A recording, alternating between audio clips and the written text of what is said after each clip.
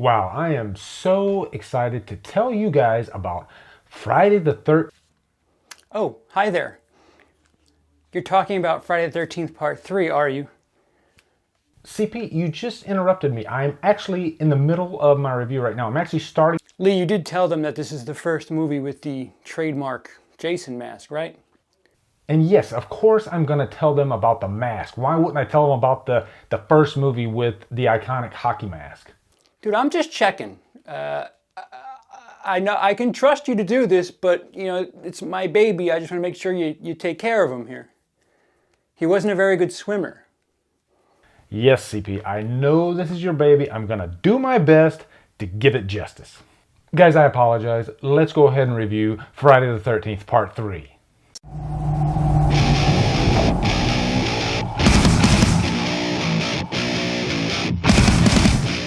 Friday the 13th Part 3 stars Dana Kimmel and is directed by Steve Miner.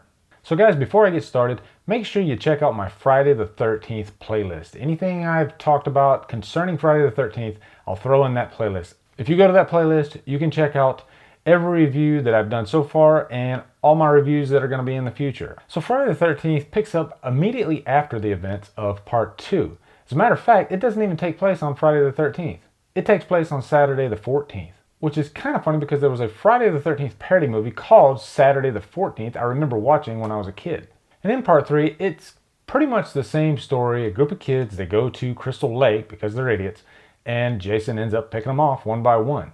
But Part 3 actually does feel quite a bit different than the first two. It's just got a different vibe to it. The characters even seem different. And there's some good and there's some bad to the movie, and we'll get to both, of course. What's interesting is Amy Steele from Part 2 was actually approached to star in Part 3, and she actually turned the role down. She later regretted that. But they even had a completely different script for her character had she had taken the part. And the script was pretty much going to be identical to the events of Halloween 2, where she was going to be in a mental institution and Jason was going to show up and start picking off people one by one, and then there was going to be a final showdown. But of course she didn't take the role, so they completely rewrote the script. And one of the big things about Part 3 was they wanted to do something different. 3D was something that had only been popular in around the 50s with the old Vincent Price movies. And they thought this would be a great time to introduce 3D into a mainstream movie-going audience. Originally, they were actually thinking about doing it for a Star Trek movie. But they thought the horror audience would be more prone to a 3D movie than a sci-fi audience. So that's why they went with Friday the 13th Part 3. And I'll say the 3D in this movie is definitely one of the pros. Unfortunately, we don't have a true 3D transfer of this movie.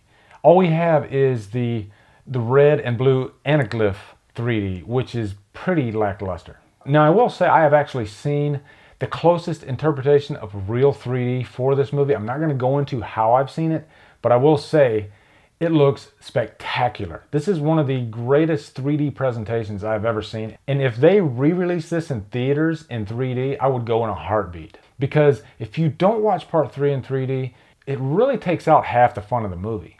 And the 3D was part of the problem of the movie because the actors would show up on set and the producers and the director didn't really care about their lines or their parts or their performances. They mostly wanted to focus on the technical aspect, the 3D. They wanted to make sure that they got the 3D right.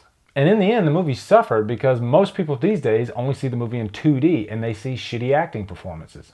Another thing I really liked about Part 3 is Richard Brooker, who played Jason. They actually got a real stuntman that was big. Richard Brooker is just a really big guy. And even without the makeup, he looked like kind of a creepy guy.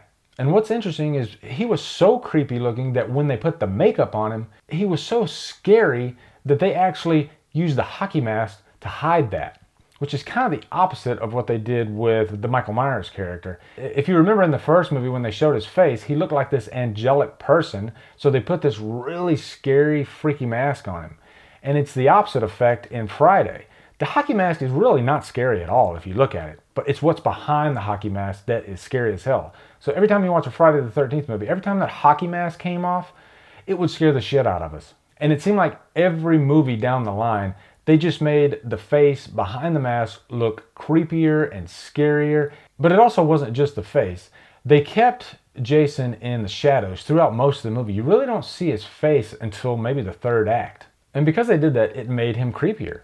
I always think any slasher movie that keeps the killer hidden or doesn't even show him that much until the end of the movie is always better. I mean, Jaws actually proves that fact. You don't see Jaws until the last 10% of the movie.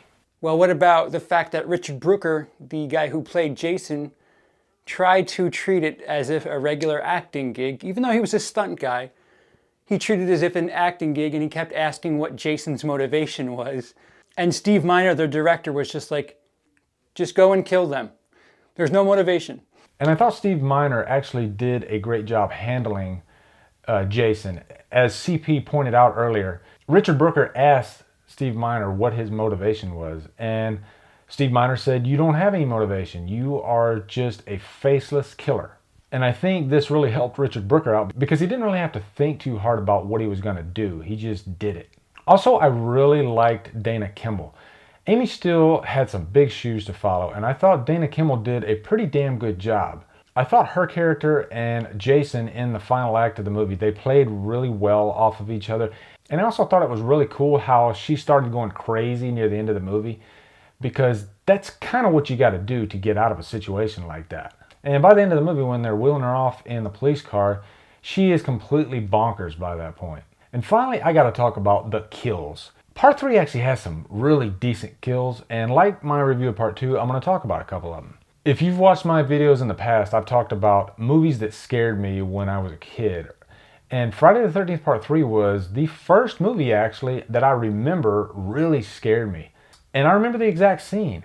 The scene where Jason squeezes the guy's head and his eyeball just pops right out at the camera. I remember having my hands over my face throughout the whole movie. Just out of curiosity, I parted my fingers and I saw that eyeball popping right out at me. And I had never seen anything like that before. And it really just floored me. Also, there's another scene where this guy is walking on his hands all the time. That scene is filmed perfectly because Jason walks up behind him. If I remember correctly, he has an axe and he splits the guy from his privates all the way down. And the scene is filmed flawlessly and it's hilarious. And I've actually went back and rewound and rewatched that scene over and over, and it looks so real. And it's up there as one of my favorite kills out of the whole franchise. Now, Part 3 definitely has some cons, and I already went over some of them. One of them is definitely the acting. The acting in this movie really suffers.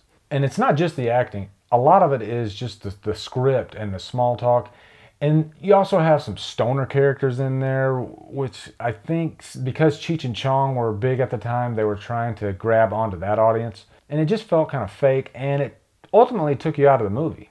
And also, I have to mention Shelley. Shelley is one of those characters that he just takes up empty space in a movie. He's just annoying. And when you got a character like that that complains throughout the whole movie and he's not really funny to kind of pad that, it's really going to make the movie suffer.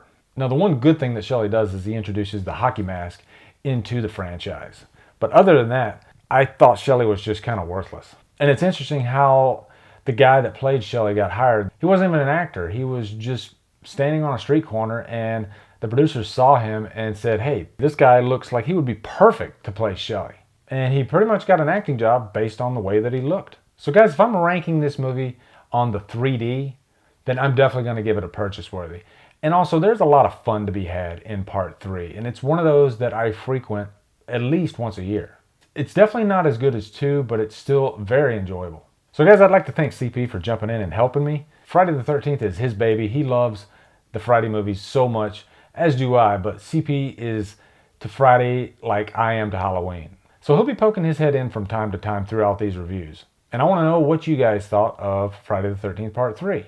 I was looking over in the comments for my Part 2 review, and I noticed there were a couple of you that say Part 3 is your favorite movie in the franchise. And I'm sure there's quite a few of you out there that actually do favor Part 3 over the rest of the movies, because it is a very unique film in the series. So anyway guys, thanks for watching. Subscribe to my channel, follow me on Facebook, Twitter, and Instagram, and Humdrum out.